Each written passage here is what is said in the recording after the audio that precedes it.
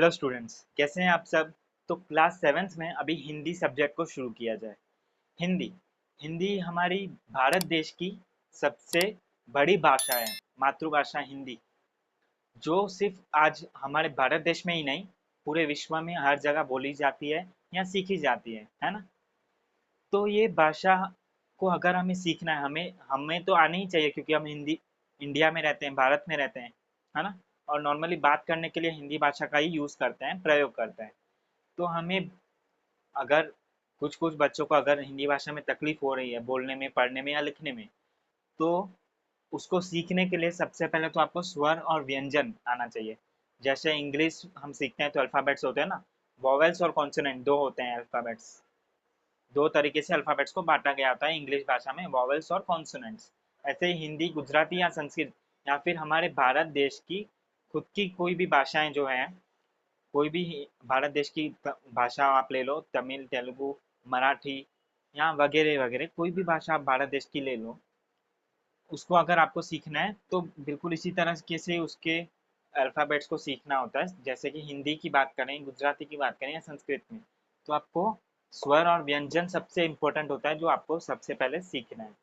उसके बाद आप शब्द और वाक्य बना करके पढ़ सकते हैं, लिख सकते हैं। आप बोलने में प्रैक्टिस करेंगे तो आपको आएगा। और व्याकरण, जो ग्रामर तो होता ही है, सब हर एक भाषा का इम्पोर्टेंट टॉपिक ग्रामर, व्याकरण, है ना। तो ग्रामर को हिंदी में व्याकरण बोलते हैं। और इन सारी चीज़ों को आप अच्छे से ध्यान दें, अच्छे से सीखें, तो आपको अच्छे से हिंदी भाषा बोलने भी आ जाएगी। ठीक है। तो अगर विदेश के लोग हमारी भाषा को इतना इम्पोर्टेंस दे सकते हैं, तो हमें खुद को तो देना ही चाहिए। ठीक है। तो जिस जिसको भी तकलीफ हो रही है भाषा में, हिंदी में, वो कृपया, रिक्वेस्ट है, प्लीज़ आप अच्छे से अपनी भाषाओं को ध्यान दें। ठीक है। तो अभी हिंदी भाषा के फर्स्ट चैप्टर को शुरू करते हैं, चित्र के संग संग। चित्र के संग संग एक चित्र पाठ है। चित्र मतलब एक पिक्चर, एक फोटो, है ना।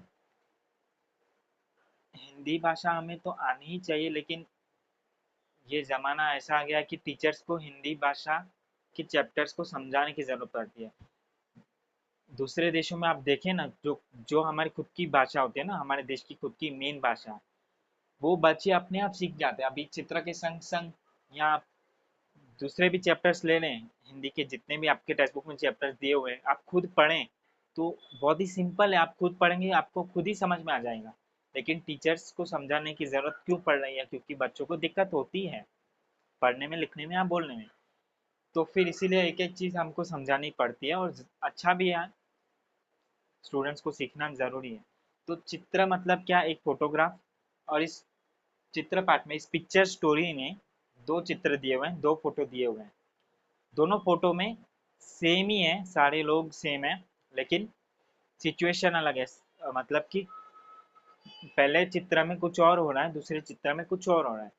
पहले पहले चित्र में, पहले फोटोग्राफ में सब कुछ शांति से चल रहा है, कुछ भी ऐसा वैसा नहीं है। लेकिन दूसरा चित्र जब, उसके दूसरे सेकंड में सब कुछ बदल जाता है, सब कुछ चेंज हो जाता है। क्यों? तो उसका कारण है टायर, उसका रीज़न है टायर। पहले चित्र में टायर में हवा भरी जा रही थी एकदम शांति से, और सब्जी वाली सब्जियां बेच रही थी, गुब्बारे वाला गुब्बारे बेच रहा था, पोपट डंडे पे आराम से बैठा हुआ था, मोची भी अपने कस्टमर का, अपने ग्राहक का इंतजार कर रहा था, रिक्शे वाला यात्री को लेके रिक्शा चला रहा था शांति से। उसके बाद कुत्ता भी आराम से लेटा हुआ था रोड पे, मोची के बाजू में ही। और बस ये सारी चीज़ें आपको ध्यान रखनी है पहले चित्र में, कि सब कुछ शांति से हो रहा था। लेकिन उसी उसी के अगले पल, उसी के दूसरे क्षण, नेक्स्ट मोमेंट पे ही, सेकंड चित्र या सेकंड फोटोग्राफ में जो दिया हुआ है, सब कुछ बदल जाता है। टायर फट जाता है। टायर फटने की वजह से ही सबका हाल बेहाल हो जाता है, सब डर जाते हैं और कुछ ना कुछ अजीब हो जाता है। तो जैसे टायर फट जाता है, तो सब्जी वाले कुंजड़िन, जिसको शुद्ध हिंदी भाषा में कुंजड़िन बोलते हैं, तो उसकी सारी सब्जियां गिर जाती हैं। गुब्बारे वाले के गुब्बारे उड़ जाते हैं। गुब्बारे क्यों उड़ जाते हैं? क्योंकि उसमें गैस भरी हुई थी, और उसको अगर हम ऐसे ही छोड़ दें तो वो हवा में उड़ जाते हैं, है ना। पोपट पोपट भी उड़ गया, डर गया।